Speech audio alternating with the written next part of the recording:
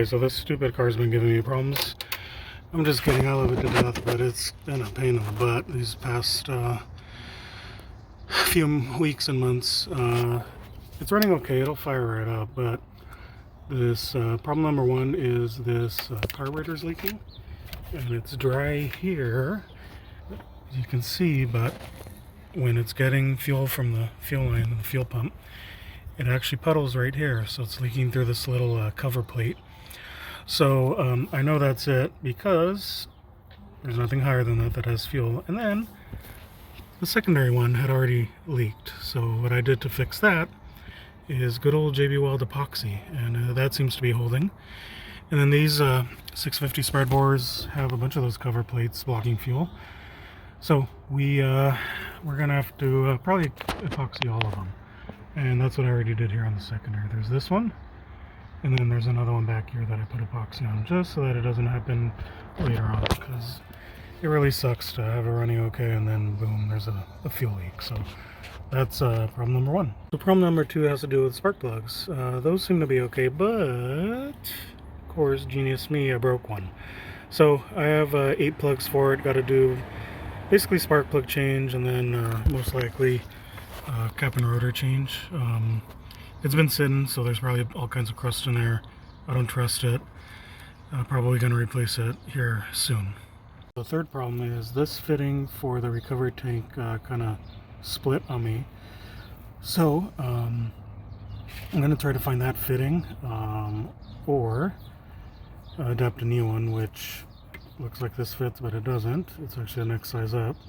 So I'm probably going to have to drill and tap that or find the right nipple from, I don't know, hardware store or somewhere, but I don't have one in stock, so I'm gonna have to find it. So that's problem number 3. Easy to fix, easy to, you know, deal with, just time consuming. Okay, so problem number 4, kind of long term, kind of I don't want to deal with it, kind of want to just leave it, but as you can see, the makeshift exhaust, got 2 little glass packs, one here, one over there, as you can see.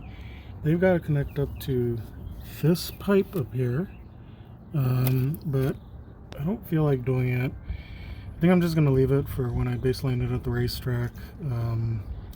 Guess we'll see how it goes, but I'm a little too lazy to fix that or make it work, make it better. I hope it clears the trailer when I trailer it to the racetrack, but we're going to find out, and I'll let you know what happens, because it's kind of low. So we'll see if I address that.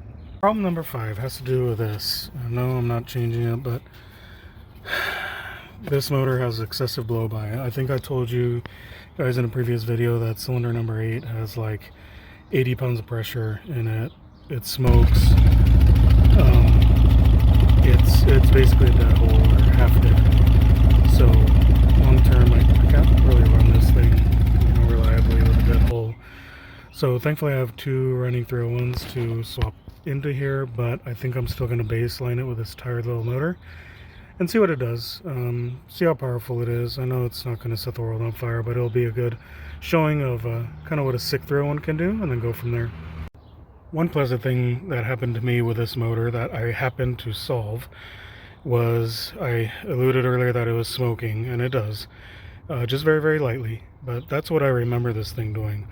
When I first got this from the storage area, and I fired it up, it had old gas in it. I think I put a gallon or 2 of fresh gas, but apparently it wasn't enough because it was smoking pretty bad. Like, I thought the motor was gone. So it really was a cause for alarm. So what I did was I put 5 more gallons of fresh gas, and ta-da, it stopped smoking so bad. So you know, take a note, anything sitting for a long while needs fresh gas, or it's gonna smoke white out of the tailpipe. And you're going to think it's the rings or the dead hole or whatever, but it's actually just bad California gas, because it doesn't last more than 3 to 4 months really in your tank. So that's a pleasant surprise. I've got another surprise I just thought about. I'll tell you right now.